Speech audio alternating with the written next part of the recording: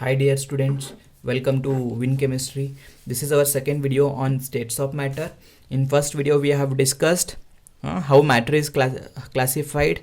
Matter is classified into solids, liquids and gases. There are two factors on which we have decided whether the matter is solid, liquid or gas. That is, one is intermolecular force of attractions. See, this is very important things which you have to remember. Intermolecular force of attractions. Okay, there are three types, right? One is dipole. Just it is a revision, you can recollect. So before going to any next video, you please revise through the first video. Please, those who have not seen first video, please go through the next first video and then watch second video. Then dipole interaction, dipole induced dipole. See, very easy to remember, and it is induced dipole. Yes or no? Yeah. Now dipole attraction is between what? Two polar molecules which are having dipole moment. What is a simple example of polar molecule? HCl. I have told you HCl is a polar molecule, and all homonuclear diatomic molecules like H2, N2, O2, okay, homonuclear, same nucleus they have, two atoms they all are non-polar. So the interaction, the attraction between two HCl molecule gives rise to what? Dipole interaction. The attraction between one HCl molecule and one H2 molecule. Here H2 is non-dipole, HCl is a dipole. Okay. Now because of this HCl, what will happen? Dipole moment is induced in this H2. Hence the whatever attraction is created between these two molecules is dipole induced dipole. Okay. Now induced dipole is what? It is H2. Due to polarization, what happens? Dipole moment is induced in these two molecules. Hence the force of attractions develops between these two, and this is called as induced dipole force of attraction. And last video I have told you, here you need to remember what? London forces. This may come for 1 mark. Okay, London force or dispersion force. As you have MCQ type of questions, so such type of MCQ questions you may get in the exam. So what is the order of intermolecular force of attraction increasing? Okay, induced dipole is what? Weak. This is bit intermediate, and this is stronger. And hence I've told you solids have strong intermolecular force of attraction than liquid, then gases. Yes or no? Do you remember? Now next one is what? Thermal energy. I have told you, because in gases the thermal energy is more. Okay, the molecules are not close enough. Then in liquid thermal energy decreases, and in solids thermal energy is very less, so that molecules are arranged in a proper manner and they give a solid shape. Now we are going to go for the next video where I am going to discuss gaseous state. Okay, now there are some characteristics of gaseous state. I don't want to waste our time in discussing all those things, because you have studied already this concept in 10th class, that is gases are highly compressible. Okay, when you keep gases in one box, okay, if you keep 5 gases in one box, they exert pressure equally in all the directions. See, this gaseous molecule, no? Now suppose one gaseous molecule is there, it exerts equal pressure in all the directions. They have low density than liquids and gases. They do not have definite shape and volume. This all you have studied in 10th class, right? Now we are going to come for laws, gaseous laws. The first law is Boyles law. Today we are going to discuss Boyles law, Charles law, some 2-3 laws we will discuss today, and all are very important, because in future if you are going to solve any of the derivations, you have to go through these laws. Okay, so now what Boyles law says? Boyles law, see, remember all these equations, because we are going to derive one more equation at the end by combining all this equation. Okay, combined gas law we are going to do. So Boyles law, what it states, so also this you are going to study in physics, right? So at constant temperature, Boyles law we are going to explain at always constant temperature, pressure is inversely proportional to 1 by V. See how I have defined definition at constant temperature. See, at constant temperature, the pressure of given mass, this should be there, the pressure of given mass of gas. See this, some things, no, they remain constant in all the laws of a given mass of gas. Okay, this remains same. Okay, So in all the in next also Charles law, and whenever defining any other laws, given mass of gas is must. So the pressure of a given mass of gas is inversely proportional to its volume. So mathematically, how I am representing, P is inversely proportional to 1 by V at constant temperature. So if you want to remove this proportionality sign, you have to put K there. Yes or no? It will become P is equal to KV. Is it correct? Sorry, P is equal to K by V. So hence if you take P V here, it will become P into V is equal to K. So that is product of pressure and volume is always constant. How will you define this equation? See, every equation you learn to define the product of pressure and volume. When you multiply any value of pressure and volume, your value should come as constant. So later we are going to plot a graph on this equation. Okay. Now, so in notes also I have given the same thing. So I will give you the PDF of notes in my YouTube channel. Link I will give you soon. Okay, you can download the PDF and you can read. Hence, Boyles law can also be stated that product of pressure and volume for a given mass of gas is constant. So here also see, given mass of gas, product of pressure and volume of given mass of gas is constant, and this equation, whenever you are writing anything of Boyles law, that time constant temperature is must. Okay, now suppose if I take two gases and if I tell you to state, that time how you are going to state? Okay, for gas number 1, now for two gases, for gas number 1, pressure into volume is equal to K. Then for gas 2, P2 into V2 is equal to K. So the here also value is K, here also value is K. So P1 V1 is equal to P2 V2. So this equation also you remember, because we are going to solve the examples, okay, numerical problems on this equation. So P1 by P2 is equal to, so how you can write again, P1 by P2 is equal to V2 by V1. Okay, remember P1 V1 is equal to P2 V2. Now graphical representation, I don't know whether they ask in the exam or they don't ask, but you have to remember. See, you know pressure is inversely proportional to volume. Hence pressure is increasing. See, pressure is decreasing, volume is increasing. Volume increases with decrease in pressure. These temperatures remain constant. Okay, if you take the plot, if it is, wait just a minute.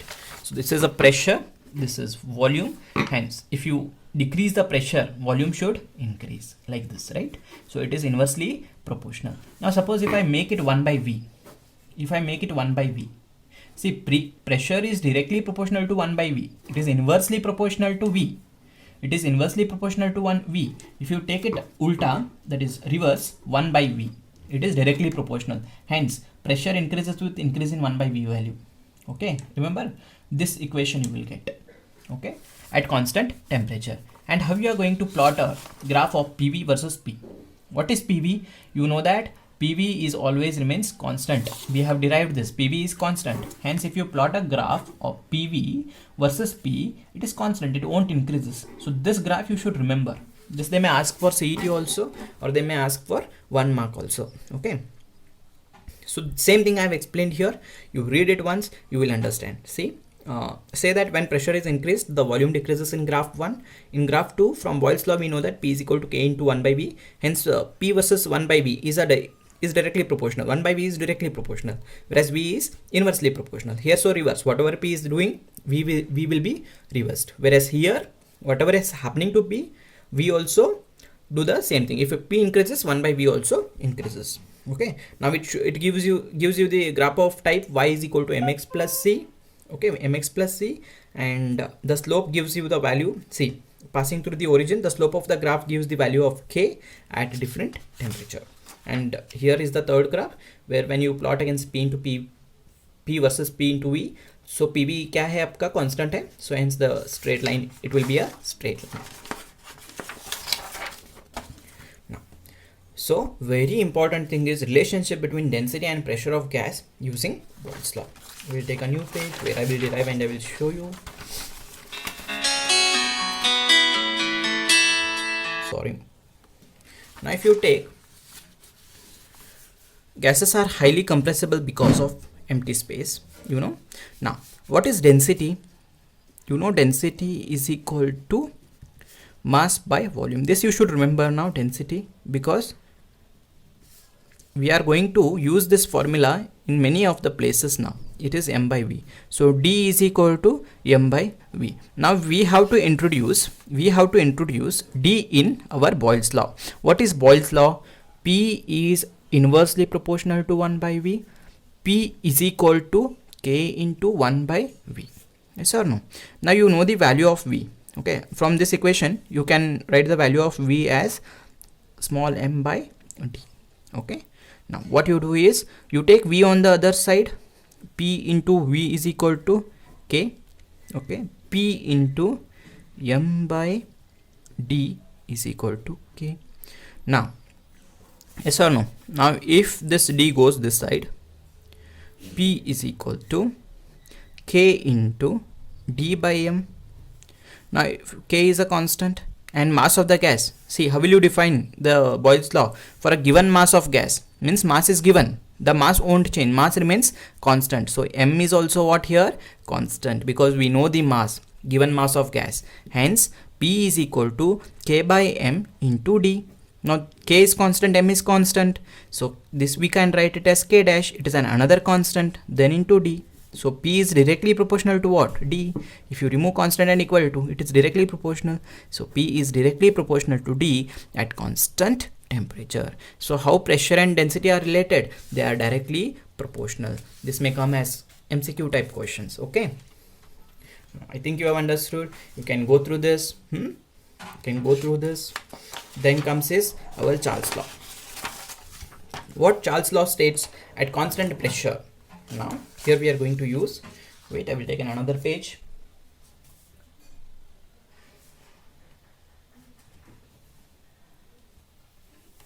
Okay, I will take a book.